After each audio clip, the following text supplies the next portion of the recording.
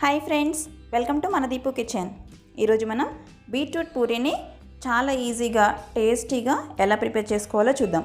జనరల్గా పిల్లలు బీట్రూట్ అంటే ఇష్టపడరు కదా, ఇలా పూరీ చేసి పెట్టేసేయండి, చాలా ఇష్టంగా తింటారు. అలాగే వీడియో మొత్తం చూసిన తర్వాత నచ్చినట్లయితే లైక్ చేసి మన దీపు కిచెన్ ఛానల్ని సబ్స్క్రైబ్ చేసుకోండి. బీట్రూట్ పూరీ ప్రిపేర్ చేసుకోవడానికి ముందుగా బీట్రూట్ని తీసుకొని దానిపైన ఉన్న పొట్టు మొత్తం తీసేసుకోవాలి. ఆ తర్వాత పైన కింద పార్ట్స్ ఉంటాయి కదా, వాటిని కూడా తీసేసేయాలి. ఇప్పుడు పొట్టు తీసేసిన దాన్ని మళ్ళీ ఒకసారి వాటర్తో క్లీన్ చేసుకొని చిన్న చిన్న ముక్కలుగా కట్ చేసుకోవాలి.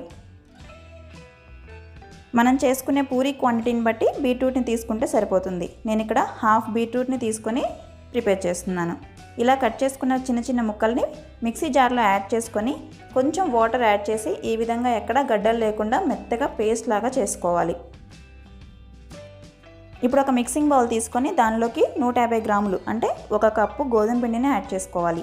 దీనిలోనే రుచికి సరిపడా సాల్ట్ని యాడ్ చేసి 1 లేదా 2 టేబుల్ స్పూన్ల ఆయిల్ని యాడ్ చేసుకోవాలి. ఆయిల్ యాడ్ చేయడం వలన పూరీకి ఎక్కువగా ఆయిల్ పీల్చకుండా సాఫ్ట్గా వస్తాయి. పిండిని ఒకసారి మిక్స్ చేసుకొని ఆ తర్వాత పిండిలో మనం ముందుగా గ్రైండ్ చేసి పక్కన పెట్టుకున్న బీట్రూట్ మిశ్రమాన్ని దీనిలోకి యాడ్ చేసుకోవాలి.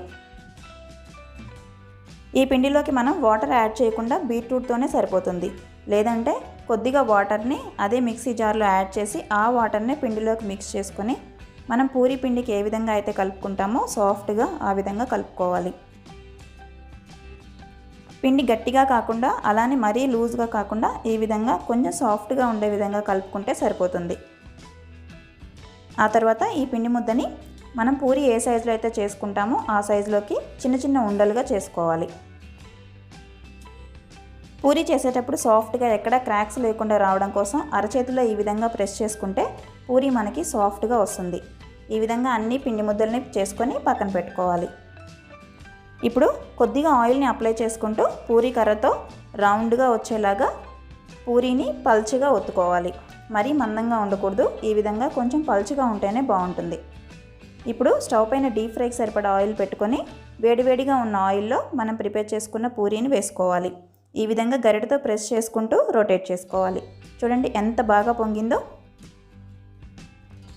ఇలా పొంగినప్పుడు మాత్రమే మనకి పర్ఫెక్ట్గా పూరీలు రెడీ అయినట్లు. అదేవిధంగా మిగిలిన పిండి మొత్తాన్ని ప్రిపేర్ చేసుకోవచ్చు. మనకి అన్ని పూరీలు కూడా బాగా పొంగుతాయండి, దీనిలో ఎలాంటి డౌట్ కూడా లేదు. టేస్ట్ కూడా చాలా అంటే చాలా బాగుంటుంది. చూస్తుంటేనే నోరూరిస్తూ కలర్ఫుల్గా భలే ఉన్నాయి కదా.